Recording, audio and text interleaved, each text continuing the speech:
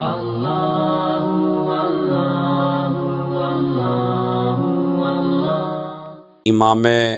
سجاد علیہ الصلاۃ والسلام، ہمارے اس امام کا نام علی ہے، اور اس کے القاب جتنے بھی ہیں وہ عبادت سے متعلق ہیں۔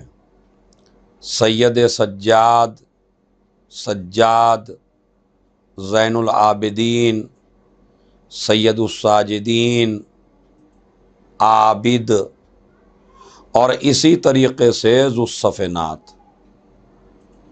اور یہ وہ امام ہے کہ جس نے مصلی پر بیٹھ کر جہاں نمازوں کی اہمیت بتائی، وہیں پر امام حسین علیہ السلام پر گریے کی عظمت بھی بتائی ہے۔ اکثر و بیشتر عزاداری کو جس جگہ سے پیش کیا ہے امام علیہ الصلاۃ والسلام نے، اس جگہ کا نام مصلی ہے۔ مصلی ہی کو امام بارگاہ بنا دیا، مصلی ہی کو عزاداری کی جگہ بنا دیا، اور عزاداری کو مصلی سے اتنا جوڑ دیا، اس طرح جوڑ دیا کہ جو مصلی کے لائق نہیں ہے وہ عزادار بننے کے لائق نہیں ہے، جو عزادار نہیں ہے وہ مصلی کے لائق نہیں ہے۔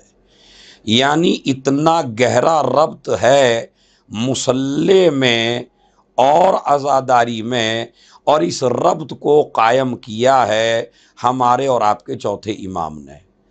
اگر ہم اپنی زندگی میں اچھے عزادار بننا چاہتے ہیں تو ہمیں مصلی کو چھوڑنا نہیں ہے، اور اگر ہم مصلی کی رونق بننا چاہتے ہیں تو ہمیں عزاداری چھوڑنی نہیں ہے۔ ہم ان دونوں کو ساتھ لے کے چلیں گے، مصلی بھی ساتھ میں ہو، عزاداری بھی ساتھ میں ہو، تب کہیں جا کے حق عزاداری ادا ہوتا ہے۔ اس امام کا نام علی ہے، اور جتنے بھی امام حسین علیہ السلام کے بیٹے ہیں سب کے نام علی ہیں۔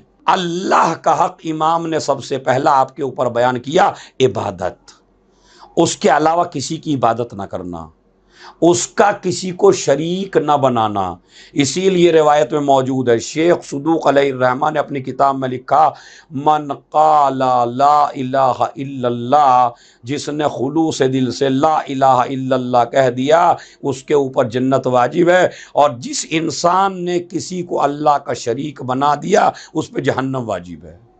تو لہذا آپ اگر بچنا چاہتے ہیں تو ایک ہی کلمہ ہے، لا الہ الا اللہ۔ یہ لا الہ الا اللہ کی طاقت بہت زیادہ ہے، آپ نہیں جانتے۔ کلمہ لا الہ الا اللہ روایت میں موجود ہے، جس نے ایک دفعہ لا الہ الا اللہ کہہ دیا جنت واجب ہے، جنت۔ لا الہ الا اللہ خلوص دل سے آپ کہہ دیں، لیکن یہ کلمہ وہ ہے جو کافر کو مسلمان بناتا ہے۔ اس کلمے کی طاقت نہیں جانتے آپ۔ خدا کی قسم، اگر آپ لا الہ الا اللہ، اللہ پہ بھروسہ کر کے، اللہ پہ ایمان لا کے، توکل کے ساتھ، خلوص کے ساتھ لا الہ الا اللہ کہہ دیں تو آپ دنیا میں کسی طاقت سے ڈرنے والے نہیں ہیں، آپ دنیا میں کسی پاور سے ڈرنے والے نہیں ہیں۔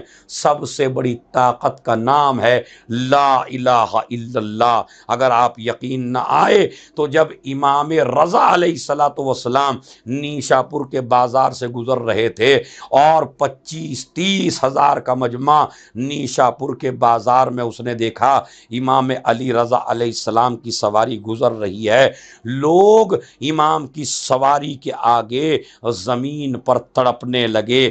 حد یہ ہے کہ ان کے بدن پہ خاک اور مٹی لے گئی۔ کچھ لوگ امام علی رضا علیہ السلام کی سواری کو بوسہ دے رہے تھے، اس کے جو قدموں کے نشان تھے ان کو بوسہ دے رہے تھے، اور چیخ چیخ کے کہہ رہے تھے، فرزند رسول اپنے چہرے کی زیارت کرائیے۔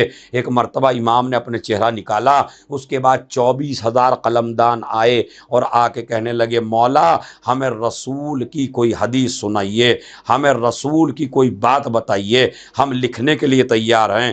24,000 قلمدان لکھ رہے ہیں۔ ایک مرتبہ میرے امام نے فرمایا، لا الہ الا اللہ حصنی، لا الہ الا اللہ میرا مضبوط قلعہ ہے، فمن قال لا الہ الا اللہ دخل حصنی، جس نے لا الہ الا اللہ کہا وہ میرے قلعے میں داخل ہو گیا، اور جس نے لا الہ الا اللہ کہہ دیا امنا من عذابی، وہ میرے عذاب سے محفوظ ہو گیا۔